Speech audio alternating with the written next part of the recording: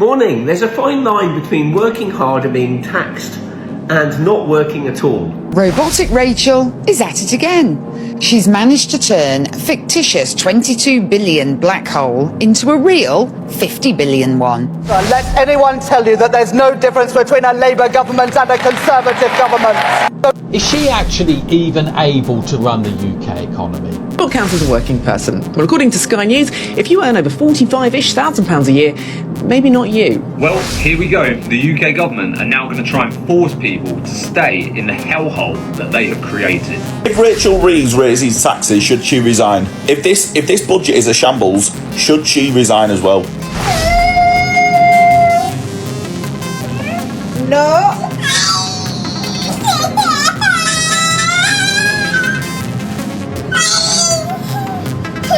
No. Breaking political news, Rachel Reeves is panicking, and should we be too? So today Rachel Reeves had a speech on her upcoming budget. So if you didn't know, every single year the Chancellor of the Exchequer, who is Rachel Reeves, comes out and in the autumn they announce their budget statement. This is basically all the financial plans for the upcoming year. This includes things like taxes, amongst other things. Now, it is obviously very controversial because economics and financial policy obviously impacts the entirety of the UK and also ordinary people. And so people are anxious to hear what the financial plans are because it impacts all of us. Now, she came out today and in what some people have described as a rather panicking statement, has refused to rule out doing tax cuts and very crucially says she's going to make necessary choices. This is from the BBC article. They have done a brief overview of what she said, but she's making necessary choices in this upcoming budget. Now, they said that she's expected to announce tax rises on the 26th of November, and they've pledged not to hike up income tax, thank God, because it's already high to the high heavens, VAT or national insurance tax. Now, they said that in their manifesto. So if they do that, then they will be lying. And as I say, income tax is insane. So I hope it doesn't increase any more than it is. Now, The Guardian actually reported on what specifically she said. And she said, each of us must do our bit for the country's future. If we have to build the future of Britain together, we will all contribute to that effort. How very socialist. She then said, as a Chancellor, I have to face the world as it is and not the world I want it to be. And when challenges come our way, the only question of how to respond to them. Hello again and welcome back to Blighty Blighted, one of the last bastions of free speech in this country. Right, so Rachel Reeves has got her red box ready for the November British budget. Again. Now every time I hear budget these days, I think wallet's going on holiday without the return ticket. She's telling us the budget will be about fairness and opportunity, protecting the NHS, reducing debt, and all sorts of nice words. Which is lovely, until you realise the only fairness we're getting is fairness in who loses out. An opportunity seems to be the opportunity for the taxman to take another swing. Let's be clear, tax rises are not if anymore, they're when. Reeves herself more or less admits it. It's like being told the ship's been patched again, and now they're charging you for the patch and making you row. The thing is, if you're working class or middle class, you don't feel protected so much as selected. It's the higher earners who are meant to pick up the tab. Lovely in theory. But in Britain, when they say higher earners, sometimes that just means someone earning more than you. It's very weird for the Chancellor to give a speech like Rachel Reeves just did, so close to the budget. Here's why she did it, and it's probably not great news for people who don't like tax. I was in the room for the speech on Downing Street. The Chancellor spent a lot of time giving us the context for what she's going to say in the budget and didn't really say anything new. That's because she wants the public to know that things aren't exactly rosy in the UK economy at the moment. She said that's down to the legacy of the Conservatives and global forces like Trump's tariffs that she can't really control. But she also spent time railing against austerity and saying that government debt is way too high. Now, if you're a government that needs more money and you don't want to slash public spending, but you also don't want to borrow a lot more, then what does that leave? Yeah, tax rises. That's why Rachel Reeves did her speech today. She wants you to know what's coming down the line, and now you do. The budget is looming. And if you're anything like me, I'm a little bit worried. I want to say, because she's, a woman in a very important job, I want to say she's doing a good job, but hand on heart, I can't. I think I am dreading the budget. But do you think, because there's a lot of speculation about this, do you think that taxes are going to go up, even though she promised a year ago with that budget that she was done, she was not going to come back for more money? What do you think? Do let me know in the comments, because, I'd love to know if you're a little bit concerned, or perhaps you're still on Rachel Reeves' side. Perhaps you really believe wholeheartedly in her economics. Do let me know, and if you could like and give me a follow, I would love that. So Labour's promised not to raise taxes on working people, and yet there's a load of speculation at the moment that Chancellor might raise income tax in the budget later this month. So how would that be possible? Well, Sky's deputy political editor Sam Coates says an internal Treasury guide talks about working people as the lower two-thirds of earners, so those on around about £45,000 or less a year. That helps explain how the Chancellor could raise some taxes and still claim the pledge not to tax working people is intact.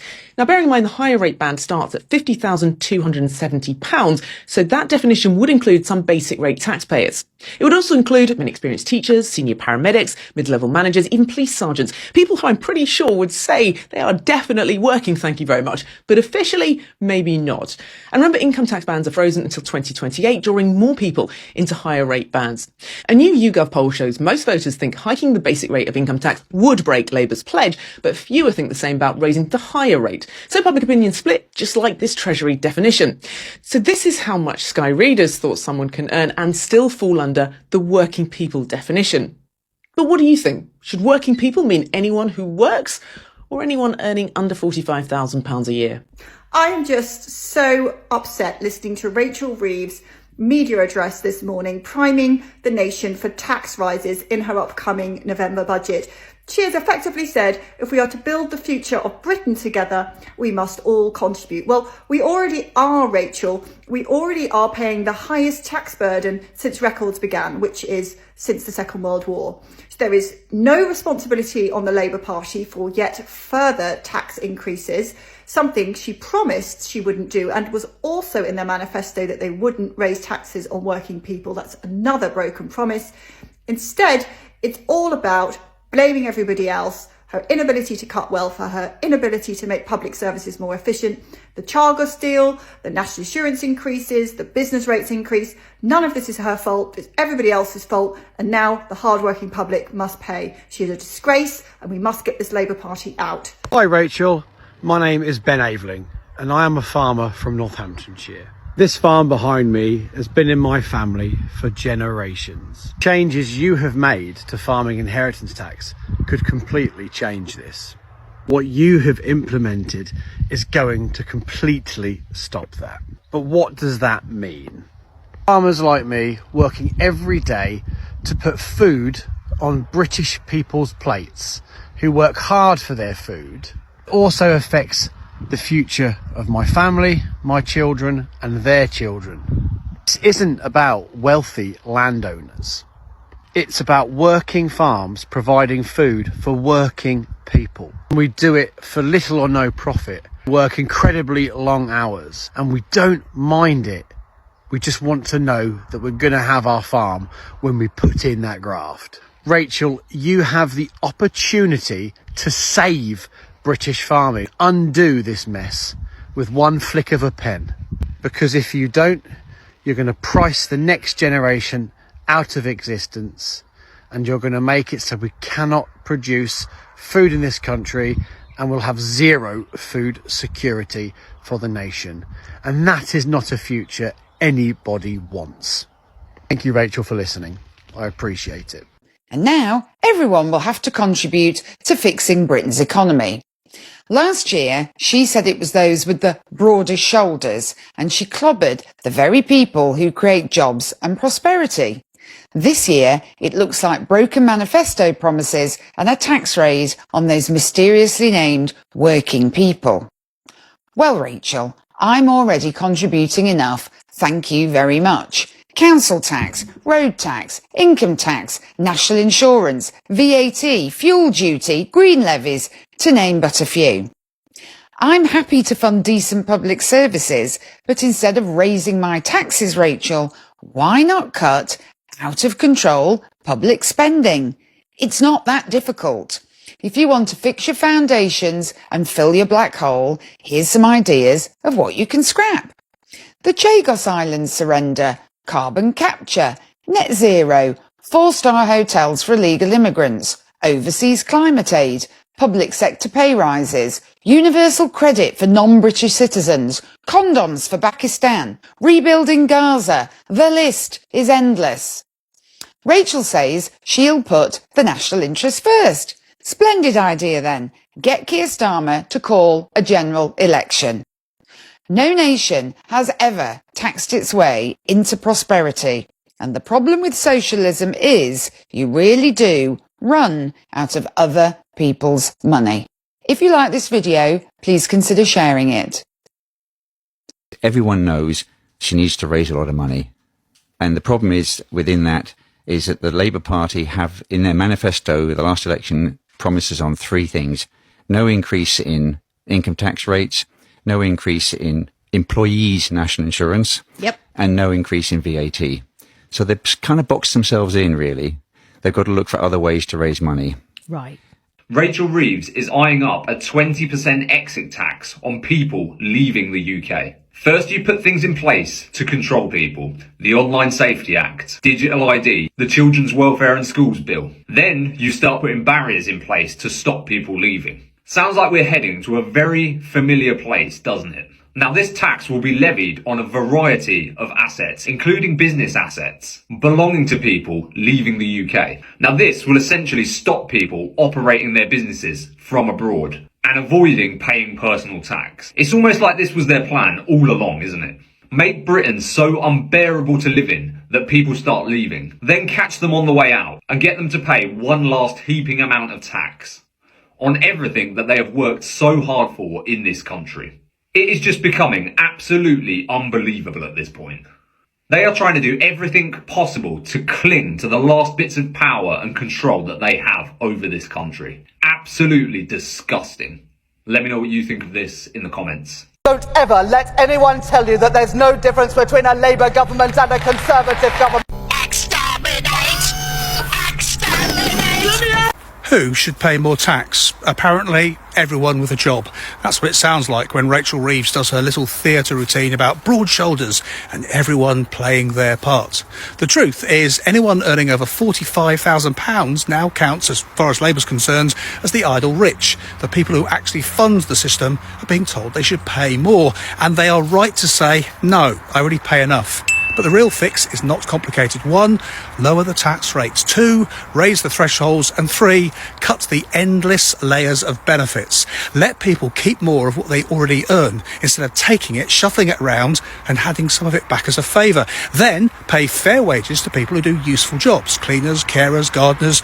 Reward public workers like doctors and police properly, but make those pay rises linked to productivity and outcomes. And while we're at it, scrap the non-jobs. The computer says no crowd who fill in forms, block progress and somehow get bonuses for doing it. Civil servants shouldn't get bonuses. The whole deal was safety and a pension, not a prize for turning up. Right now we are punishing the productive and rewarding inefficiency. And if you wonder why the country feels broken, that's it, right there. Rachel Reeves' pay per mile car taxi sends all the wrong signals as millions face daily charges. You don't say. I'm not even gloating about what I told you about EVs, because I knew what these governments are like. You could see it a mile off. Everybody get an EV, it's beautiful, it's cheap, and you'll be buzzing, and it's cheaper than fuel, and everyone will be bragging about it with your new Tesla. You can get now a 4-year-old Tesla for under £10,000, people. That should be screaming alarms at you, that people are getting rid of them. Because, guess what? It's going to cost you an absolute arm and leg to run them things in a couple of years. You not remember when they said, do your washing up after midnight? Because if we all did it through the day, we could start having blackouts. And then they said, we'll reward you as well. A few quid off your bill if you do your washing at night. And then all of a sudden, everybody go EV. It doesn't make sense. Nothing maths. But people seem to believe it. And I feel like going back to that garage where he was papping on about his Tesla, that's what you want. And he started being a bit, bit front with me. No, I don't want to. Yeah, it is. That's what you should want. It cost me next to nothing, that. And it's fast as anything. And it's worth this. It'll hold its value. That was last year when I did the videos. I bet it feels a bit silly now. I keep saying, and many other people say, whatever these tell you to do the complete opposite. I personally think if this budget is terrible, which I think it will be, she should resign. They should push her to resign. She should have resigned months ago. Absolutely ruining the economy. And they're saying we're building your future, we're doing this, gaslighting us. It is bollocks. More people coming on boats, is there? 5-star hotel, get them straight away. Taxpayer will pay for that. We'll just increase taxes. That'll pay for that. Madness. I mean, today's news, the UK government has borrowed almost 15 billion more than expected in the last year. And that's putting Rachel in a real financial bind as we look ahead to the autumn statement, where she will inflict more pain on us, the people. Look, here's what's happened. The Office for National Statistics has just revealed that the public sector borrowing has hit nearly £152 billion. That's way above what they said it was going to be just last month. That means public debt is now 96% of the entire GDP of the UK. The entire economy, people, 96%. We're basically borrowing to just breathe here. But what's that mean for all of us? I mean, economists are warning that Reeves might have some tough choices to make. To stick to her financial rules that she made up, she's likely to raise taxes or announce even deeper cuts to public spending later this year. And with global trade tensions and higher debt costs piling on the pressure, there's not a lot of wiggle room left for Rachel. Business activity's already slowing down, the government's finances are stretched, and the next budget could bring big changes. Will it be higher taxes, or will it be more cuts, or a bit of both? We'll have to wait and see, but one thing's for sure, the autumn budget is shaping up to be a major turning point. You see, us, the people, we won't be able to take much more of this government. We're going to have to do something. Write it in the comments what you think we should do with this government, or what action we should take, please. Choosing the hard way to improve yourself, or choosing the easy way, which is actually harder, and expecting free handouts. Ronald Reagan is famously known for this joke. Watch it, guys, and let me know what you think. Little girl what she wanted to be when she grows up. She said she wanted to be the President of the United States. Both of her parents, liberal Democrats, were standing there. So I asked her, if you were president, what would be the first thing you would do? She replied, I'd give food and houses to all the homeless people. Her parents beamed. Wow, what a worthy goal, I told her. But you don't have to wait until you're president to do that. You see, you can come over to my house right now and you can mow the lawn, pull weeds, and sweep my driveway, and I'll pay you $50. Then I'll take you over to the grocery store where that homeless guy hangs out, and you can give him the $50 to use toward food and a new house. She thought that over for a few seconds, then she looked me straight in the eye and asked, why doesn't the homeless guy come over and do the work and you can just pay him the $50? I said, welcome to the Republican Party. Now the reality is that doing nothing creates a hardship. If you've got a choice, you can choose to work. It's hard work, but you get benefits. That is, you earn a living and you can shop and buy things, etc. Or you choose to do nothing, get freebies, hands out from the state, and then moan that all those people who are working hard and getting things are stealing, they're greedy, they're selfish, and they want it all for themselves. You've got to choose one in life. There's no easy route. Both routes are hard. Both routes come up with challenges. But the better route, the one that's good for your mental health, the one that's good for your self-worth, the one that gets you a reason to get up in the morning and earn a living, is the one that Reagan's talking about. Be the person who gets up, cuts the lawn, clears the weeds, paints the front of the house, and then when someone walks past and goes, oh look, they must have loads of money, look how nice the front of their house is, it's not because it happened by accident, it happened because of a purpose. So we need to have a purpose in our life. We need to reward people who work hard and give them opportunities, not steal off them because they're selfish and they're greedy and they want more than everyone else, and not blame them for being capitalists. On the last side of that, we also need to live in a society that supports those that need help, that encourages people to get on in life, to get up in life, to walk, to be able to get up a ladder. If you don't think that there is a way to better yourself, why bother? Why try? So it's good to be able to give people a hand up and to help people and to get everybody working in society. It's no good if 40% of society doesn't do anything in order to contribute to the funding of society. If everyone contributed, if even the people who couldn't work or didn't work did something, I look at it like this, okay? You're a legal migrant, you're being put up in a hotel.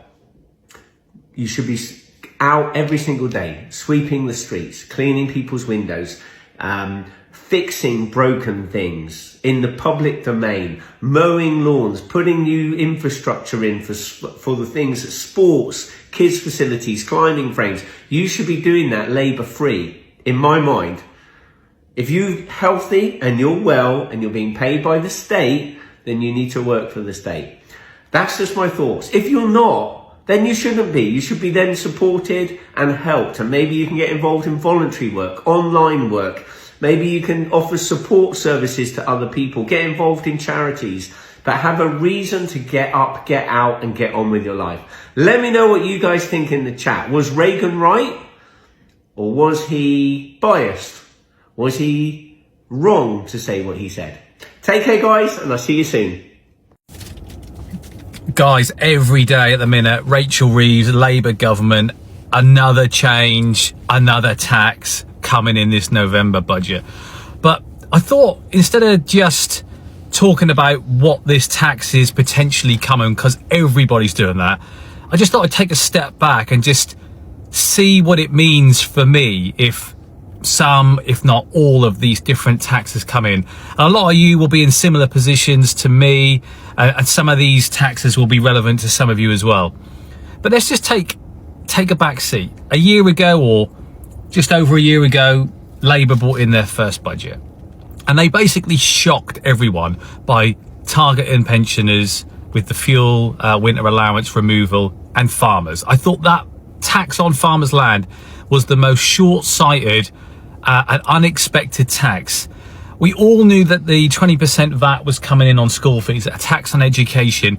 We should have realised then what we were in for, and we knew it was coming within their manifesto. For that, so that means every Labour voter cannot claim that they've been betrayed, because you voted for a Labour government that was going to bring in a tax on education.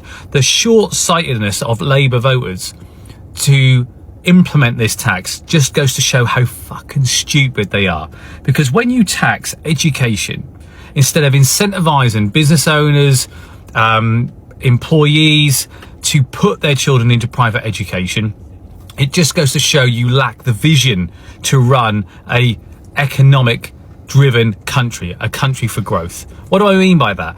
If you incentivized every business owner, every employee with tax benefits or tax credits to put their children into private education, guess what? More people who are on the fence would put their children from state school into private school, reducing the numbers in state schools, reducing the strain on classroom sizes, reducing the strain on teachers, which means every child in state schools would get a better quality education. Which, is that not what you want? It goes for the same for the NHS and private healthcare. I never understand this. If you can incentivize people to pay for their own private healthcare, you put less strain on the NHS. It's so simple. It's so basic. But Labour and their voters do not seem to understand that. And that is why literally, we're now going to go into a budget where every person who doesn't claim benefits, so that means if you earn income in some shape or form, is going to be paying more tax. And in the same budget, in the same breath, they're going to remove the 2-child benefits cap, which was brought in by the Tories, because before the Tories got in 2010, you had people who were pumping out kids just to get more money. Literally 8, 10, 12 fucking kids to get like 60, 65 grand a year net income. That's so in the same breath, you're going to tax people and then you're going to give it to the people who just want to keep pumping out kids on the benefit system. Benefits, housing benefits, unemployment benefit, whatever you want to fucking call it, anxiety benefit, equates to 30% of all tax paid.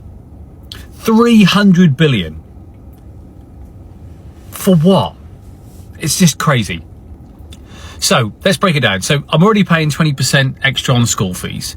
I can't pay myself or my wife any more money because we will go into the higher tax threshold, which is a double taxation for me. So basically, I earn income in my company. I have to pay huge amounts of tax anyway, council tax and SIL payments and all of the government red tape, which is just another form of tax, licenses and shit. I then reduce my corporation tax bill as much as I can by paying myself that basic rate of 12,570 or whatever it is a year. And I then pay the rest in dividends, because that's net giving me a bit more. So I pay corporation tax at 25%, and I pay then dividend rate tax at like 8.75%. So I'm paying a huge amount of tax already. So then take me over the 50,000, I'd have to pay 40% tax plus higher national insurance, which is effectively 50% plus tax. It's just not worth me doing. So I can't pay myself any more money. I pay like, I think it's like 500 quid a month, maybe even more, in council tax. I pay road tax, I pay TV licensing, I pay VAT on everything I purchase, I pay VAT for my trading businesses. I can't claim my expenses for refurbishment on investment properties, so I pay inflated tax on profit I actually technically haven't made because I've spent it on CapEx, but I haven't got a benefit of reducing my tax bill for that. So I'm double taxed either way. So my net income is like really, really squeezed. I've now got a mansion tax coming, which is effectively going to be the best part of 30 grand a year. So another 2.5 grand a month. I drive an electric car. My wife drives an electric car. We're now going to be paying 3p per mile. I say we, they're company cars, so my company is paying it, but we, company, it's still a taxation that we have to pay. We've potentially got other forms of taxes coming in, higher income tax, the extra 2p in the pound, higher national insurances. I can't reduce my taxation anymore because it's not worth me paying into a pension, which I've spent tens of thousands of pounds setting up. So I've got a pension which I now have to pay for to keep going, which I can't even use. I can't even pay money into it. All for what? The worst government in the history of the UK, a terrible country to live in, nowhere to go and eat and drink nice because no one wants to invest in their businesses. No one wants to create new restaurants and drink establishments anymore. To do what for my children? What is there to do? Nothing. Go to a retail park. The bins are overflowing because and the more they raise the bar, the fewer folk can say they're under it. And no one's given us a clear path out of this. Growth's anemic. Productivity's suffering. The budget gap is a big hole rather than a gentle wrinkle. So yes, Reeves hopes for strong foundations, My arse might hope for soft slippers. Because what we're getting is cold floors while the building's still shifting. My advice: if you want to treat the budget like a surprise party, fine. Go ahead. But be ready in the corner to clean up after it. When they say investment for growth, translate that into tax rises for you. When they say protecting the economy, translate into your wallets being a sacrifice. Rachel Reeves, the Chancellor who promises not to raise taxes and then writes her own revision. We'll see how fair the opportunity feels when the December electricity bill comes in. I will see you on the next video. Keep your peckers up.